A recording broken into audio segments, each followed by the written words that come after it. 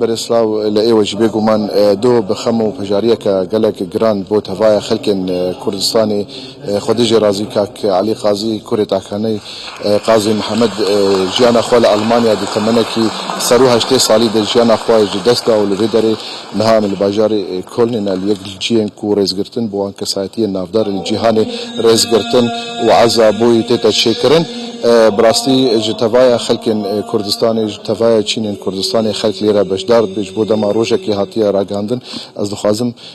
bêtir digel malbata wî baxivim kak kawa verê kawa kurê rehmetiye kaka xotan xweş bin û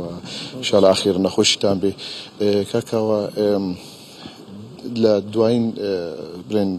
ساعتەکان یاخود لە دوایین کاتەکانی ژیانی کاک علی بێگومان میژوەکی درێژی هەیە لە خەبات و تێکوشتن وەکو خانەوادەی جەنابتان لە دوایین قۆناغەکانی ژیانی کە لێرە نەخۆش کەت لە ئەڵمانیا چۆن بوڕاندووە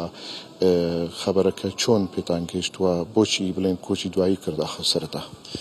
وەڵا بەداخەوە باوکمەوە تقریبا حوتەش مانگە فەقیرە سەری لە عەرزدا خوێناتە ناومێشکی و لە عیلاجکردنی سەری دکتۆر هەندێک غەڵەتیان کرد لێرە و ئەو غەڵەتانە تەقسیری بوو کە باوکم لەو 6 مانگە عەزابێکی زۆری کێشا لە ناو جێگا کەوتوو بوو نەیتوانی قسە بکە ئێمە ئەناسی بەڵام هەتا ئاخر لازە ئومێدوار بن کە بتوانێت نەجاتی بێ لەم حاڵەتە بەڵام بۆ داخۆ نەجاتی نەبوو و لە ئاخرە دووبارە چووە خەستەخانە و لە خەستەخانە لە بەسەرەوە ئۆکسیجێنی خراپ و دووبارە چوو بۆ خەستەخانە بەڵام ئۆکسیجێنەکەی دووبارە باش بوو و لە ئەوە ڕۆژی قوربان ینی ڕۆژی عید لە حەزێکی لە چەند دقەیەک چوو ڕەحمەت ینی دڵی بێستا و دکتۆرەکانیش خۆیان وتە زۆر لە عەجایب و چونکە ئەوەندە 6 مانگ شەڕیەکردن بەدەنی مقاومەتیە کرد و بەڕاستی شەڕکەریش بوو لە ماخل حەزەکانی زوو تەواو بوو و ینی ئێمە شکری ئەوەکەن کە ئێستا لە ڕۆژی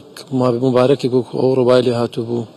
و ئێمەش موسڵمانین ئێمە باوەڕمان هەیە بۆ شتێکی دوای ئەوکە باشتر و ئەو لەحسەیش بۆکە بۆسەن شخصێت و من ترسی مردنی لە من کەم کردوتە چونکە من ئەزانم ئێستا ترس نەماوە بۆ کە من ئارزومە ئەگەر ڕۆژێکیش بێ ئەمەش لێرە نامێنین دووبارە لەگەڵمان باوکین ئینشاڵڵا لە جێگایەکی باشتر دوو دەبێت لەگەڵ یەکە بین کاکاوە خەلکێکی زۆر لە ینی برین کوردستانیان و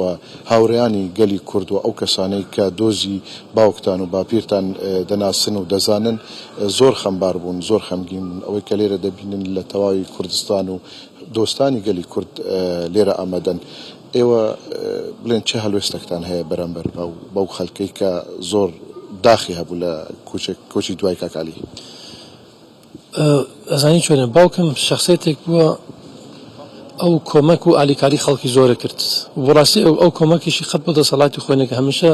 ئەمدی چەکان لە دڵ وای کرد و زۆر چتیش ئەمە ئەسڵ ئاگاداریش نەبوو بابەت چەنە کۆمەک و خزمەتی خەڵکی کرد و خەت بۆ ئەمیشی نەئەوەت ڕاستی پێدەژم هەرچەند کاری کردووە ئێمە خەت پێمان نەمانزانیوە و خەڵک لە هەموو لاوە لە هەموو بەشێکتانی لە خوار و هەتا سەر دەوڵەمەند بێ فەقیر بێ هەر کەس خەڵک بە دڵۆتیان گەرەکانە ئالیکاری بکەن کۆمە بکەن و منیش ئەوەندە تەلیفۆنەکە ئەوەندە جەرەس و تەلیفۆنم بۆ تێ جاروبارش خۆمش لەم عەجایبە ئەمە کێیە تەلیفۆنەکە و خۆی پێشنیارەکە گەکم کۆمەکە چونکە بابا ئەمە بۆ من کردو ئەوەی بۆ من کردووە ئەو شتانانە بۆ ئێمە کە حاڵەتێکی خۆشەویست بۆ ئێمەدا کە ئەو شتانانەیە کە دوای ژن ئەو شتانە بێ بێ ئیسفادە کردی بکە بەڕاستی فایدەیەکی بوو چونکە ئەو خێرانەوە دوعای خێر و خەڵک بۆتەکە ئەو ناتوان بۆ باوەڕ بۆ هیچ پارێکی دنیا بتوانانی بیسێن و ئەوە بە ئێمە خۆشحاڵەکە کە ئەو شتانانە ئەبینین دەستخۆش من زۆر سپاس دەستخۆش من بۆ برێز کاوا کوڕی کاک علی قازی و ڕەحمە خودێ لێ بێ خودێژێ رازی بێ کەسێکی دن لەوێرە هەیە کاک سەلام بێ زەحمەت دەمەکی درێژە کاک سەلام دگەل کاک علی بوو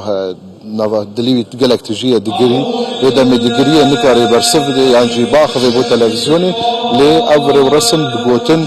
û goteyên partiyên siyasî tevaya Kurdistanê peyama Serok Barzanî peyama hikûmeta Herêma Kurdistanê peyama hemû aliyên siyasî tevaya Kurdistanê wisa jî aliyên fermiyên Alman jî peyam têne xwendin û şand bi şandên Kurdistanî ji hemû Ewropayê tên wêdê pirsa sersaxiyê û serexweşiyê li malbata wan dikin belê بەڵێ هاوکارم کاوە محەممەد لە شاری کۆڵنەوە سوپاس بۆی کە ڕاستەوخۆ لەگەڵمان بووی